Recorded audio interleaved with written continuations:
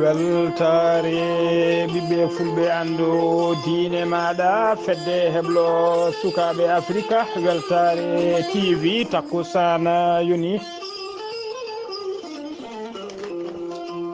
takkusana yoni to likseyba gorgol to ɓoggel ceeli to helbira to wullorama to sabbara to zereka to sillewol to magama to mbuuta to fumo guileyta to tasoto to sehil baabi to taktake to samba kanji to buruji ko on takkusan juula ha to galle oumara abdoulaye diallo to ñoomel ko on takkusan juula ha to galle ceerno amadou tidiane diallo to melga wuuro jinneje ko taari ɗum kala ko on takkusan kadi juula ha to galle ceerno idrissa diallo to butande ko taari ɗum ene jeeya e gardidi kabaruji men to leydi mauritanie aljuma hanki o teskama cuumu kurɓinigo waɗi tigui to magasin aji wuula sale guen to legal lixara ko magasin aji noon andiraɓe yeeyde pièce aji auto ji taw ko pièce aji d'origine to leydi mauritanie ha joni aljuma hanki o wayloji kewɗi mbaɗama ko fate gardijugo centre uji état civil centre uji binditeɗi e nder leydi he to leydi sénégal oumara kane ɓurɗo lollirde rega o laatima ñalawma hanki o laatima e oɗo saaha joni champion du monde ko fate boxe taw ko poids lourd to leydi mali cadre uji tati tawi ko australie naɓe mbiyama teeɓa addinoɓe société taw ko société ogo congo ogo tigui kanŋe ɓe mbiyama teeɓe e oɗo saaha joni ɓe tawi juuɗe laamu kedde afrique ma en ketto musidɗo men alassane oumara mbocco habaruji men jolam jaɓeri ma en jaa ha to leydi israël e palestine ma en jaa ha to leydi ukraine to leydolaji tentude amérique bisimilla moon e ketki hotodirte joni joni piren pacciren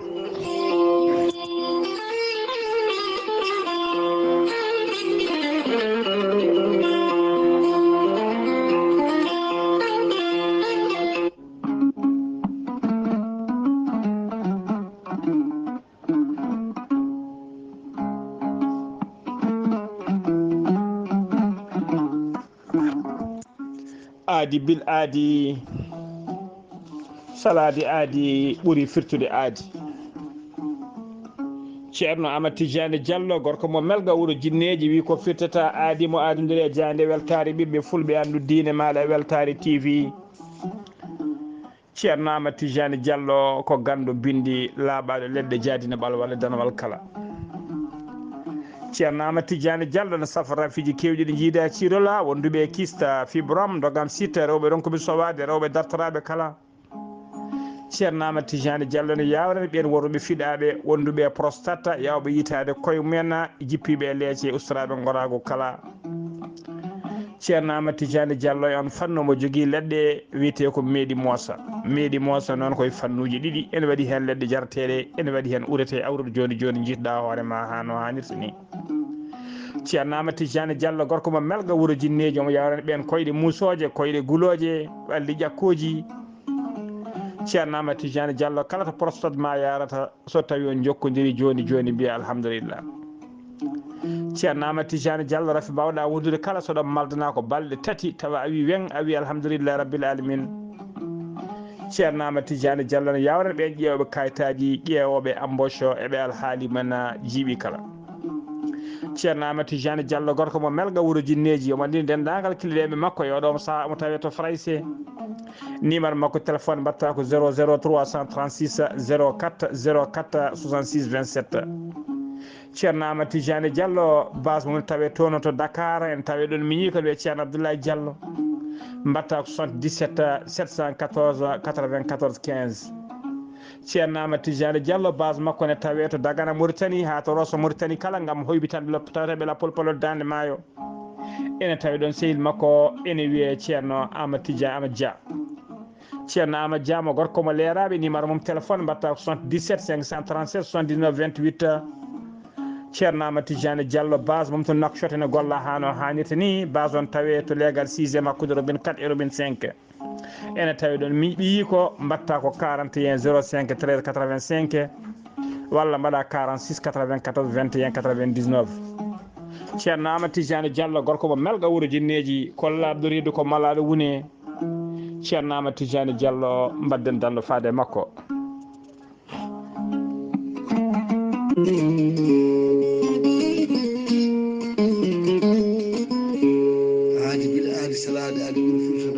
salade aadi ɓuri fettude aadi ceerno Djiby Sy wi kañum ko fittata aadi mo aadodira jayde weltare ɓiɓɓe fulɓe andu diine maɗa e ko fiɓodira hettiyankoɓe jayde nde ceerno Djiby Sy ko wittiyanke leɗɗe ko safriyanke safruji fina tawa ceerno Djiby Sy ko gandu binde laaɓaɗo leɗɗe jaadino ɓalwale danwal kala laaɓɗo reedu malaɗo woni ceerno Djiby Sy ne safa rafiji kewɗi ɗi jiida cirola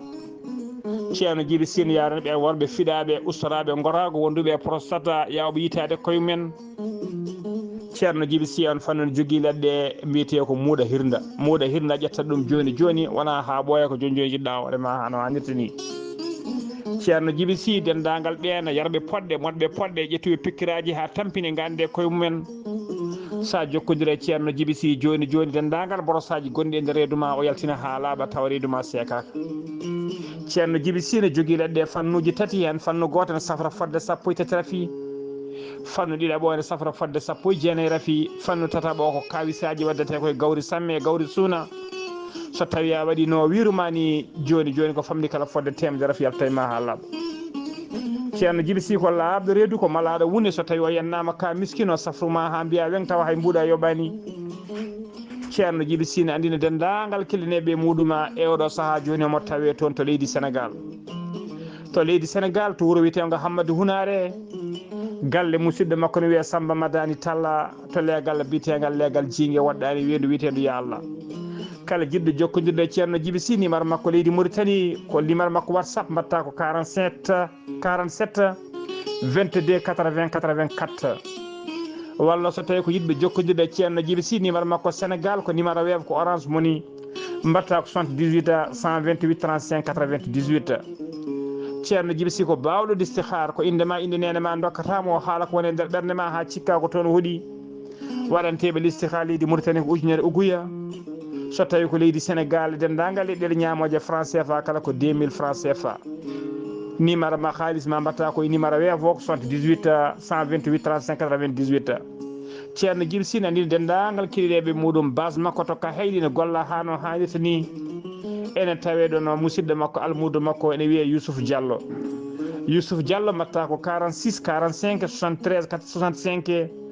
mbiɗen ko 46 45 73 65 ceerno Djiby Sy base makko to Nouakchott ne golla ha no hannirta ni to legal nettek tawateɗon ko miñi kone wiye ceerno Alassane Sy mbatta ko 32 62 04 99 ceerno Djiby Sy ko laaɓɗo reedu ceerno Djiby Sy ko malaɗo wune mbadden dando faade makko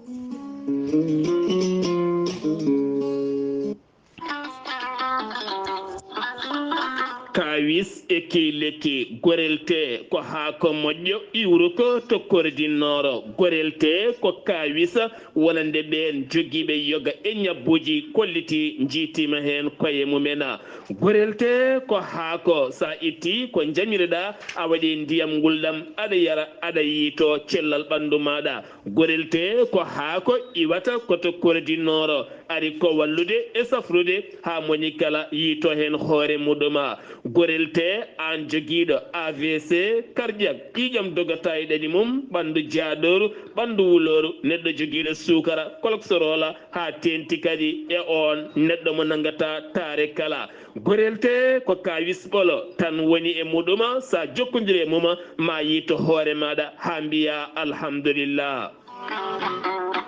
sa yiɗi jokkodirde e siita gorelte beele mbawa janggande hoorema ko jangta e gorelte kala jahata koto Google tappa www.gorelte.com ma janggan hoorema kala an tuƴiɗo donkuɗo yaade juma e jama jokkoyde enɗam gam ɓandu musor jokkodire gorelte sa yiɗi jokkodirde e tonggode gorelte woto woɗɗu joni joni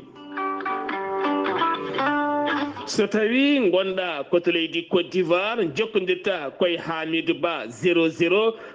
225 01 53 11 51 54 so tawi noon gonda koto kiidira e kotari ɗum kala jokkodirta koye galle ceerno Habous Diallo 77 554 75 54 so tawi noon gonda koto Dagana jokkodirta koye Mamadou Nassirou 77 942 11 12 so tawi noon gonda koto Diourbel jokkodirta koye Bulli Guisse walla mbiya Abdoullahi Guisse 78 690 03 03 37 so tawi noon gonda koto juude Guriki jokkodirta koye Gueddasi 77 267 16 66 so tawi noon gonda koto leydi France jokkodirta koye Harouna Ngayda 06 50 99 64 43 musidɓe tedduɓe gorelte e jeese men dañen hen jama. Kettude kaburuji mon e ɗemngal pulaar Afrique, Asie, Europe, Amérique, Moyen-Orient, Océanie. jam ñalle moon musidɓe tedduɓe eɗen gone hoore biira jeenayya lewru novembre hitande ujunnaji ɗiɗi e nogas e nayyi habaruji moon e ɗemgal pulaar e sawte ko musidɗo moon sehil moon Ghalii Abuu Bah to karallagal ha mbawon yiide hen to banggue nete ɓosoje ko miñi men sehil men Saydou Abou Bah ko adi kabaruji men e ɗemgal pulaar jayde moon jayde weltare ɓiɓɓe fulɓe en ɗo diine maɗe ne habra dendagal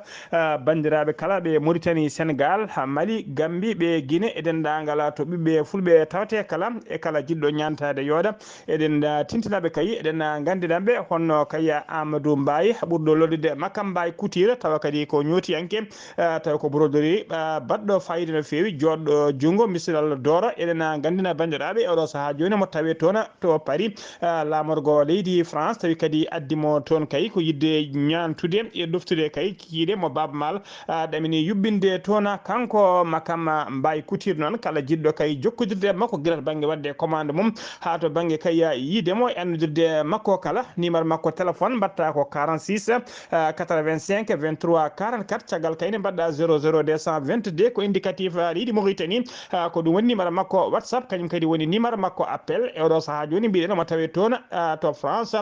société makko noon woni tigui atelier makko ne tawe to Jeere Gambie e nder legal 5e sara jeere 5e kala kadi jiɗɗo commande dendagal ha tengti noon e wutteji worɓe kayi kala no halis ma foti so tawi a yettima hay soko ɗon e ɗon sa naati kayi ma heɓa wutte dolokke mo jiɗɗa kala saabu kayi stock ñotaɗo ha timmi ene tawe ɗon ha joni habaruji men ɗemgal pulaar to leydi Mauritanie puɗortoɗen to leydi Mauritanie cumu kulɓinigu teskama aljuma hanki jeetati lewru novembre e nder magasinaji wiyeteɓe e hel Salek en toon to legal Liksara e hel Salek en noon ko magasinaji yaruɓe kayi to banggue jeegol peesaji détaché woni peesaji otoji tawi kadi ko ɓuuri hewde ko peesaji d'origine cumu ngu noon bonni premier étage o e deuxiéme étage o kala matériel kewɗo kadi tilfima hen koni koɓe faabu noon ɓe mbawi tigui arde notitade hen doole mabɓe ponno ko ɓuuri yawde e yaccade wawde ñippude cumu ngu noon teskama tigui curki muɗum ñiɓɓiɗini diwan Liksara kala ha yettima curki ki noon e tesittima tigui teskama ha toon to hôpital mère et enfant hay goto noon ma yani hen hay goto kadi gañaki hen kono teskama kam matériel kewɗo tilfima hen ha joni ko leydi Mauritanie keɗoɗen goto e ñawoɓe woni juge leydi Mauritanie biyeteɗo betnoɗo Sidi Mohamed Wul Sidi Baba kañum wonno hoorejo président woni hoorejo tribunal Moukaddam Medra Dara o hawri e ladial e accident auto aljuma hanki jeetati lewru novembre hitande ujunnaji ɗiɗi e nogas nayyi accident o noon waɗi ko sara virage biyeteɗo liqqa e to noon tawe to funnague Tiguinte e nder région des Trarza o jolno noon koye oto makko mo hinde RAF4 o felɓodiri koye oto goɗɗo mo hinde Edix Toyota Edix teskama noon kanko ko hen wasi fittade makko waɗi kadi barmuɓe waɗɓe barmuɓe noon e nder ɓen ene ɗiyen ɗiɗon tampi sanne barmuɓe kala nawnoma tigui to hôpital walla to suudu safrirde Tiguinte teskama noon ɗiɗe mabɓe ine tampino fewi ɓen noon mbawino ɓendinede to hôpital uji ɗi Nouakchott mayɗo ɗe mbiyande Allah yurmotomo yafomo kanko e dendagal dendagal mayɓe julɓe kala barmu ɓene nde Allah rokkitiri men cellal men ha timma mbawa tigui jokkade haajuji men ha joni ko leydi Mauritanie keddoɗen procureur de la république près du tribunal de wilaya de Nouakchott banggue hirnague o waɗi déféré fedde taw ko fedde escroji ɗe sagataɓe joyo ine tawe ɓen joyo noon tawe hen debbo goto ɓe mbaɗa déféré noon yesso juge d' instruction e mbadi kay ɓe mbaɗe kaso e mandade dépôt ɓe dartono noon ko funtude yimɓe tawi koye ligne am ligne ɓoggi karalleje ɓe punta yimɓe to banggue téléphone aji ɓe kutoro kay inde taw ko inde yimɓe dawrugol e yimɓe dowluɗe no fewi ɓe inde kutoro inde mumen ko wayno kay inde oɗo biteɗo Saleh Wula Dahmas on ko kañum woni conseiller à la présidence de la république walla ko wayno inde directeur chaîne télévision biteɗo Al Wataniya woni tigui chaîne télévision assemblée nationale leydi ndi biteɗo Sidi Wula Memina e woɗɓe ko inde men ɓe kewi hutorade ɓe mbiya tigui kamɓe goni ɗon ɓe mbawa jokkodirde e yoga e galleji walla e joom ngaaluji gam kay sottude e ɓeɗon ngaaluji ko wayno kay famille kamɓe kewi fontude ko famille wiyeteɓe e heela Cheikh Aya en e woɗɓe ko gendarmerie nationale noon kañuma teeɓiɓe ɓe teeɓa noon kañumen teeɓiɓe e ndiɗon mbadi oɗo saaha joni noon eɓe tawe tigui e kaso e mbadi manda de dépôt padi ñawore mabɓe ha joni ko leydi Mauritanie keddoɗen Mariam Mohamed Amara ko yummiraɗo o Mauritanie najo goto joom sukaɓe tatoɓe cellani tawi kadi ko wonduɓe rafiji biteɗe neurologique ɗi kewani kay teskede e nder leydi he kanko Mariam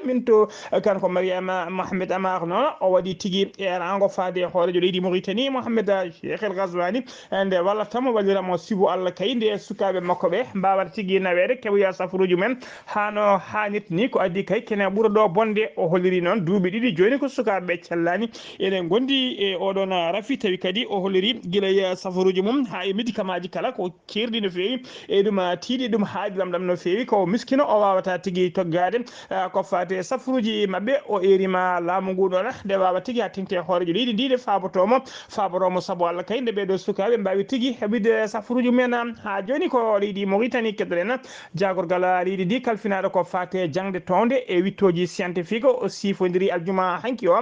jeetati lewru novembre 2024 e ambassadeur joɗaniɗo leydi France nder Mauritanie sifande tawi ko financement de convention afde kay centre national de pédagogie universitaire nder leydi Mauritanie e financement o noon ko temedde joyi e nogas nayyi ujunere taw ko haaliss euro ɗum waɗata ko nder duuɓi ɗiɗi ha joni ko leydi Mauritanie keddoɗen Sidi Ali Wulnave kañum woni directeur général de l'agence nationale de registre de la population et des titres sécurisés woni tigui directeur général ANRPTS kañum ko woni directeur général kala ko fati binditagol état civil e nder leydi Mauritanie o holliri aljuma hanki jeetati lewru novembre wonde wayloji kewɗi mbaɗama e gardigo centre uji état civil tawteɗi e nder région ngaji e nder muqataji e nder leydi Mauritanie kala hewɓe noon holliri baylama e ɗiɗon centre uji holliri kadi nomination ngaji keesi mbawi tigui wawti latede hen ha joni habaruji men ɗemngal pulaar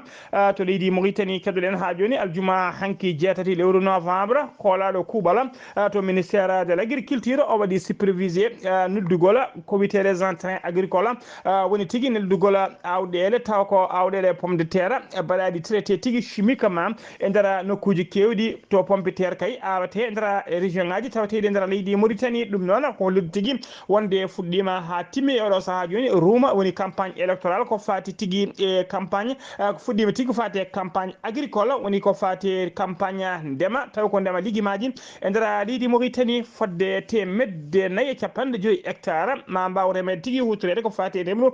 pomme de terre nder leydi he tawa ɗum ɗin hectare uji ɗen tijja ma mbaw addude kay fodde sappo e jeetati ha ujunnaje nogas foppo jeeta ujunere ha ujunnaje nogas tonne pomme de terre o holliri noon e nder haalande makko wonde kay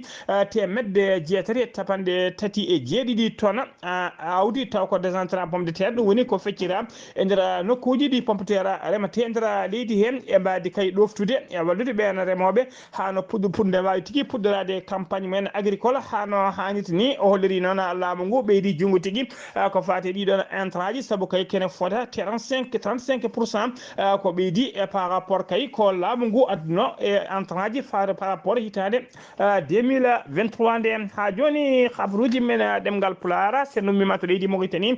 koto leydi Sénégal paaɗen hakkude wonde Ousmane Sonko gardiɗo landa Pastef biteɗo Anta Babacar Ngom on ko gardiɗo landa wiyete ka ARC woni alternative pour la relève citoyenne moni mabɓe kala noon nani porti plainte contre keddiɗo o Anta Babacar Ngom noon o portiri Ousmane Sonko plainte noon tawi kadi ko kanko woni candidat liste dow liste kay e diɗɗal bitengal Samsaka Doum ka Barthélémy Dias diɗɗal Barthélémy Dias ardi Barthélémy Dias maire mo Dakar ardi o holliri tigui wonde yimɓe Ousmane Sonko mbaɗino convoi makko attaqué ko noon kadi o porti plainte responsable Pastef toon to Diourbel wonde complice agression ngaji mbaɗanoɗi e yimɓe makko ñande 5 lewru novembre to Diourbel convoi patrouille convoi tigui faabi convoi mabɓe noon ko parti mabɓe wawi non tigui waɗede attaqué tawi ko sukaɓe Pastef janno e mabɓe to nokku biteɗo Ndulo kadi ɓe jananoma toon ko ɗum addani noon Anta Babacar Ngom portude plainte Ousmane Sonko kañum e hoore mum portinomo plainte saabu kay hollirino wonde kay ko yimɓe makko janno tigui e convoi mumen ha joni habaruji men e ɗemngal pulaar to leydi Sénégal ha joni jen ha toon to Richard Toll commissariat urbain mo Richard Toll ɓe jiiti tigui galle goto tawi ko galle bandiyagal waɗete to rewɓe e worɓe kala ki fottude enen belna aduna men ne mbaɗa toon ya Zeyna ha on galle noon tawete kadi ko Sarak Bamule wuro Richard Toll on galle noon ɓe mbawi fawde hen juuɗe mabɓe woni ko wiyete maison close ɓe teɓima toon kadi 1 suka debbo prostitué ji woni tigui sukaɓe rewɓe caggaji yewɓe terɗe mumen tawa kadi ko hen guure mbawi teɓede e nder ɓen 1 teɓaɓe noon hen tigui hen 1 teɓaɓe hen jeenayo teskama tigui ko Nigéria naɓe hen ɗiɗo ko Sénégal naɓe goto noon ko togolaise galle o kadi udditi galle o jeeyi ɗum ko sagata tawa kadi ko togolais woni tigui jeeɗo to leydi Togo ha joni habaruji men e ɗemgal pulaar to leydi Sénégal ha joni jeen ha to Toubacouta caggal kay nanggugol biteɗo Amadou Ka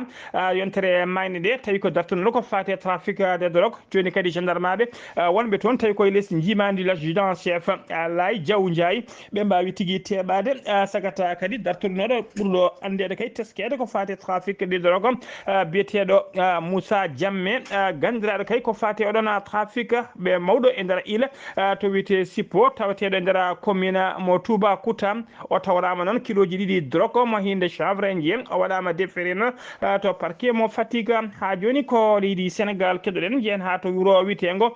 jarno ko wuro tawatego e nder commune mo Kamba département mo Linguére kotona musto waɗi toon aljuma hanki 6 lewru novembre hitande ujunnaje 2 e nogas e naya ko cukalel gorel ngel duuɓi 6 tawa tigui natirde wuro ngo e ngel hawri e lajjala e ngel wiyeteno Ibrahima Ndiaye gendarmerie yang wondude service d'hygiène mo kam e sapeur pompier en kala mbawi notitade hen caggal mbaɗi constat goski maggel ƴettama tigui nawama to morgo mo Dara ene sikka noon ko ngel perengel tawi kadi ko auto feringel sanga 5 heures subaka kanko suka baraɗo mbayɗo noon teskama tigui kanko suka baraɗo ko nene makko o wurduno toon to wuro witego jarno babiraɗo noon wuri ko caggal leydi ha joni habaruji men ɗemgal pulaar to leydi Sénégal ha joni Oumar Kane alias Regreg woni ɓurɗo lolide Regreg o latima champion du monde boxe tawi ko poids lourd o wadduno noon combat o koye biyeteɗo Anatoly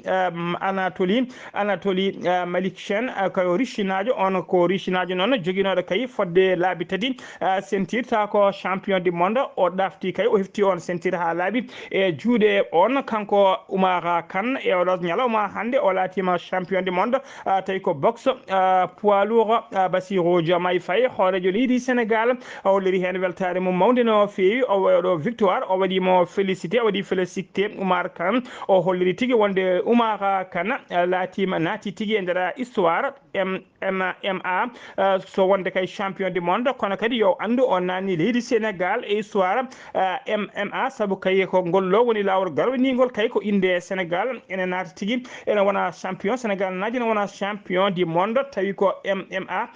poids lourd o holliri hen weltare makko mawde no fewi ha joni habaruji men ɗemgal pulaar so numima to leydi Sénégal koto leydi Mali paadena laamu leydi Mali teɓima cadre uji 3 gollotoɓe e compagnie ƴeewowo kanŋe tawi ko Australie naɓe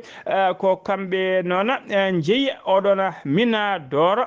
goto kamɓe jeeyi on min goto tawateɗo e ndera leydi Mali ɓe nanga noon koye ndera Bamako nder hôtel goto to Bamako lamorgo leydi Mali e ɓen coka noon e mbadi garde à vue guila noon militaire ɗi teska kay gaari e laamu guila nden kay faade oɗo saaha joni teskama tigui kamɓe oɗon société taw walla mbiyen ɗo société taw ko ƴogoɓe kañum australinaɓe guila nden gurdam mabɓe ne herƴino feewi e oɗo saaha joni noon teskama tigui ɓe tuma koko fati e corruption eɓe tawe kay mbuñari e oɗo saaha joni eɓe tawe juuɗe taw ko juuɗe pôle spécialisé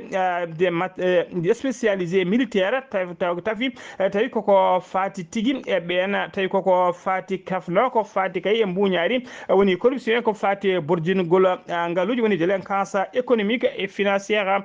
société o wiyete siki ko résulta ko kanko kay jogui kanko société o ɗon résultat kamɓe tigui kamɓe australien ɓe ko kamɓe jeeyi 80% e kala ko heeɓa e oɗon min 20% o noon jeeyi ɗum ko laamu leydi Mali tawi kadi société o tawate ko no wuuro nokku walla tigui min on tawete nokku mbiteɗo siyama ne tawe to banggue worgo ɓaaƴo hirnangue leydi Mali ha joni habruji men ɗemngal pulaar to leydi Mali ha joni koninkoɓe leydi Mali ɓe hinde fama woni forces armées malienne ɓe koliri tigui wonde laaɗe mabɓe diwoje mbawi tigui weddade bomboje mum e pettoje men seɓɓitiɓe hewɓe e nder cercle mo bankasa ɗum noon ko caggal nder cercle mo bankasa ko nder communiqué mabɓe ɗon moɓe ɓayini aljuma hanki o ɓe cakti oɗon kabaru ɓe koliri noon ɗum wanno ko guila kay talata 5 lewru novembre ndu gonɗe ɗut nokku biteɗo Douro ene tawi nder commune mo Ségué e nder cercle mo bankasa ko caggal noon nde seɓɓitiɓe wonnoɓe dow motoji men manno jangu mumen e population taw ko sagata guure ceere e nder ndeɗen falde nde noon kabaru o yettimaɓe ko ɗon tigui ɓe nillilaɗe mabɓe diwoje mbiye seɓɓitiɓe jorima mabɓe bomboje e pettoje mbari tigui seɓɓitiɓe hewɓe kadi keeɓino fartaŋe nadde e nder ladde laaɗe diwoje ɗe teriɓe ha e nder nde ɗon ladde ha joni habaruji men e ɗemngal pulaar kedde Afrique jaɓɓoɗen ko musidɗo men sehli men Alassane Oumar Mbodj gorko mo Sara Dogo. Alassane Oumar Mbodj a salminama a juurama. en calmitima Ghalii Abuu Bah en calmini dendagal hettiyankoɓe Ayaw TV habaruji men ɓuuri tengtude e dongre Afrique e ñalawma hande o ene wayno puɗɗere ko leydi kono Mali leydi Mali ene wayno hono ministre gonɗo toon o dey e biyaɗo yo yaltu leydi ndi guila ujunaji ɗiɗi nogas e tati kamɓe de ɓe pelliti en kadi yaltu leydi ndi ha laaɓa 15 lewru jolal ujunaji ɗiɗi e nogas nayyi ɓe jalta ɗum han kadi ha laaɓa nde tawno ɓe garno toon guila ujunaji ɗiɗi e 13 caggal ndeɓe kay leydi Mali dañi caɗele e ɓen seɓɓittiɓe ɗum noon wonnoɓe arta toon e oɗo saaha noon ene wayno maɓe jaltu leydi ndi ha laaɓa cer Niger Mamadou Issoufou kanko mennoɗo wonde gardiɗo hon leydi ndi ko nde arti toon e ñalawma alkamisare jeeɗiɗi lewru taw kadi ko jolal ujunaji ɗiɗi e nogas e nayyi taw noon o yillima e leyɗele kewɗe no feewi e oɗo saaha ko kanko arti fedde toppitiɓe ndenka e nder Sahel ko on tigui arti toon Tanzanie yimɓe hoɗɓe sara taw kadi ko caggal taw kadi ko cangol taw ko binoddirtogol hono Victoria ɓe jogui kulkuli nde wonno ɓe mbi ngol woni koye e ilde ko ɗum noon waɗi leɗɗe kewɗe mbawi hono mudde e oɗo saaha e nder ngol ɗo cangol Congo Brazza toon dey ko wuuro noddirtongo Likoala ilam dey ko ari toon lawol gongol ɓe mbi wonde hikka ndiyam ɗam heewi toon e ɗin département ji ma gon jeenayyi koko jooli toon Ghalii Abuu Bah ko ɗum ɗo tonguɗen e habaruji men e dongre Afrique ɗum noon tawono e koye dande musidɗo moon Alassane Oumar Mbodj gorko mo Sara Dogo ngam weltare Ayaw TV.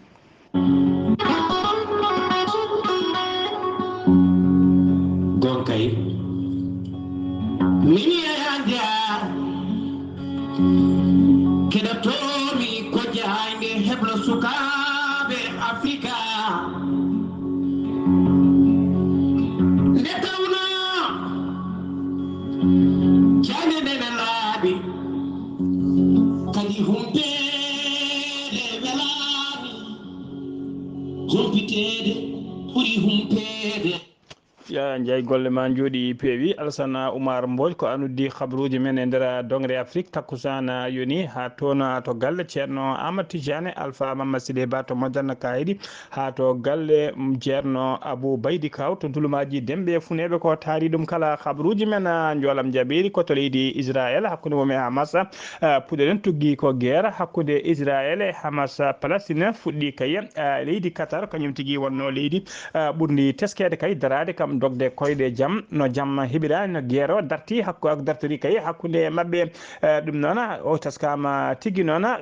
lebbi kewɗi joni kay Qatar darde mum ene mantini hen no fewi aset hande o noon jeenayyi lewru novembre 2024 laamu Qatar holliri tigui wonde ɓe dartini ha laaɓi kala ko fati kay koɓe doganno koyɗe jaam no jaam artiri no guerre o dartori ɓe dartiri ɗum ha laaɓi e aset hande o ɓe kolliri kadi o haɗan noon saabu kay ɓe kolliri wonde Hamas palestinien ene joguino bureau mumen toon to Doha woni lamorgo leydi Qatar ɓe kolliri hay gon bureau oɗo saaha joni natti joga toon fayida foti tigui ko ittede toon ɓen kalani noon holko saabi kay koɓe dartina ngal ɗon jaɓɓal koɓe dartina kay dogde koyɗe jaam ko wawi wonde hen kala so tawi en keeɓi ko ɓuuri hen lerde ma ena gartu ha joni koya Hamas keddoɗen to Palestine hono ministére de la santé mo Hamas ɓe ɓayyini aseta hande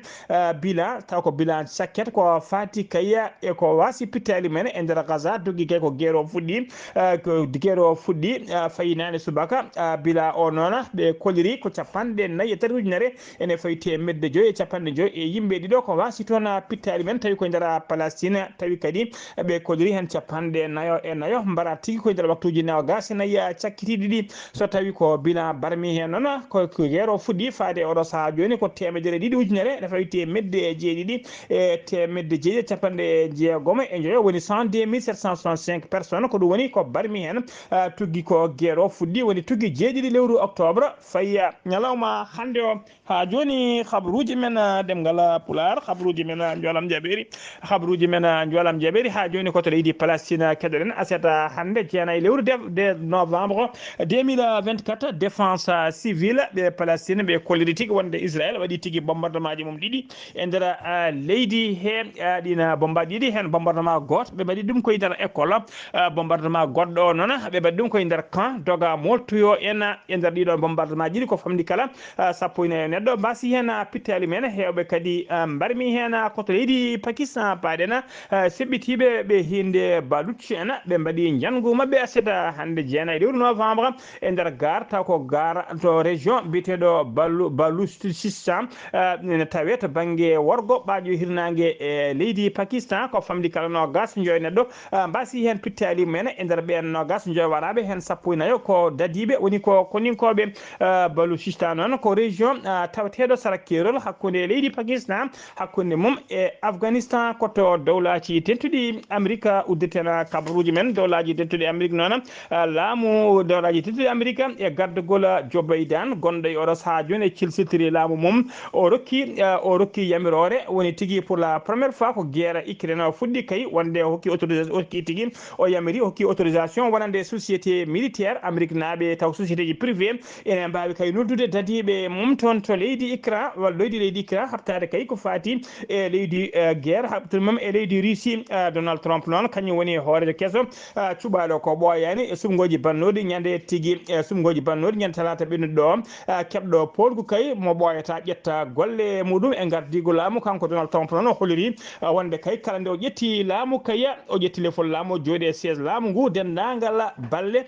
kay ko balle taw ko aide militaire ɗi dowlaji tonɗi Amérique waɗata faade Ukraine ko usto ɗum ha mema leydi walla itta ɗum ha soro ladde ko ɗum saabi noon ne sikka kay oɗo saaha joni walla enveloppe tawi ko ballal gotal ngal kay wonande laamu leydi dowlaji tonɗi Amérique faade e leydi Ukraine ene sikka noon ko ɗum kay oɗo saaha joni Joe Biden gonɗo e cilsitiri laamu mum yiiɗi kay beele ɗiɗon haalisaji ɗi mbawa hutorede ko adi ko Donald Trump ene ara e jappere laamu saabu kay nde ari kala ko dartanowo